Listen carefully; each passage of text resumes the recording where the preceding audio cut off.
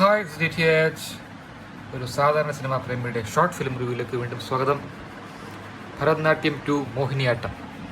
ഞാൻ കുറേ നാളായി ഈ സിനിമ കണ്ടിട്ട്, കുറച്ച് ദിവസമായി സിനിമ കണ്ടിട്ട്, പക്ഷേ ഇപ്പോഴാണ് റിവ്യൂ ഇടാൻ ഒരു സമയം കിട്ടിയത്, അവസരം കിട്ടിയത്.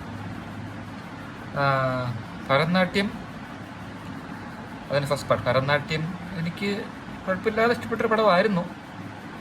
ഒരു ആവറേജ് അല്ലെങ്കിൽ രസകരമായ പടം പോലെ തോന്നിയൊരു പടമായിരുന്നു.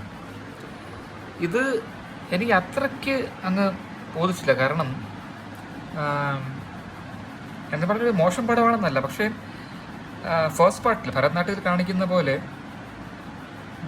ഒരു സാധാരണ കുടുംബത്തിൽ സംഭവിക്കുന്ന ഒരു കാര്യം ആയിട്ട് എനിക്ക് തോന്നിയില്ലത്. ഇതൊരു അവരുടെ ക്യാരക്ടേഴ്സ് വെച്ച് പറയുകയാണ് ഞാൻ, കഥയെ ചോദ്യം ചെയ്യുമല്ല. ക്യാരക്ടേഴ്സ് തന്നെ, ഫസ്റ്റ് പാർട്ടിലെ ക്യാരക്ടേഴ്സും സെക്കൻഡ് പാർട്ടിലെ ക്യാരക്ടേഴ്സും ഓൾമോസ്റ്റ് സെയിം ആണല്ലോ. അപ്പം അവരുടെ സ്വഭാവം വലിയ വ്യത്യാസം വന്നിട്ടുമില്ല, അങ്ങനെയും കാണിക്കുന്നില്ല. അപ്പോൾ അതുകൊണ്ട് എനിക്ക് കൺവിൻസിംഗ് ആയിട്ട് തോന്നിയില്ല. ഈ സംഭവങ്ങൾ ഇതിന് ഡാർക്ക് കോമഡി എന്നൊക്കെ പറയുന്നെങ്കിലും ഈ കൺവിൻസിംഗ് ആയിട്ട് നമുക്ക് തോന്നുള്ളൂ. അതെനിക്ക് തോന്നിയില്ല, അതെനിക്ക് അനുഭവപ്പെട്ടില്ല. കാരണം ഇങ്ങനെ കുടുംബത്തിൽ ഇങ്ങനെ കാര്യം സംഭവിക്കുകയാണെങ്കിൽ ഇങ്ങനെ ആയിരിക്കത്തില്ല ഇവരുടെ റിയാക്ഷൻസ് എന്നാണ് എൻ്റെ ബലമായ വിശ്വാസം. അങ്ങനത്തെ ക്യാരക്ടേഴ്സായിട്ടാണ് ഇവർ കാണിക്കുന്നത്, സാധാരണ കുടുംബത്തിലെ സാധാരണ ആൾക്കാരായിട്ടാണ്. അപ്പോൾ അവർക്ക് ഇതൊക്കെ ചെയ്യാനുള്ള ഒരു ആംപിയർ ഉണ്ടോ എന്ന് ചോദിച്ചാൽ ഇല്ല. അല്ലെങ്കിൽ കൺവിൻസിങ് ആയിട്ടുള്ള ഒരു ട്രാൻസ്ഫോർമേഷൻ അല്ലെങ്കിൽ ഒരു എവല്യൂഷൻ ക്യാരക്ടേഴ്സ് കാണിക്കണം, അതൊന്നും കാണിച്ചില്ല. അതായത് പല സ്ഥലങ്ങളിലും തമാശ എന്ന് പറയുന്നത്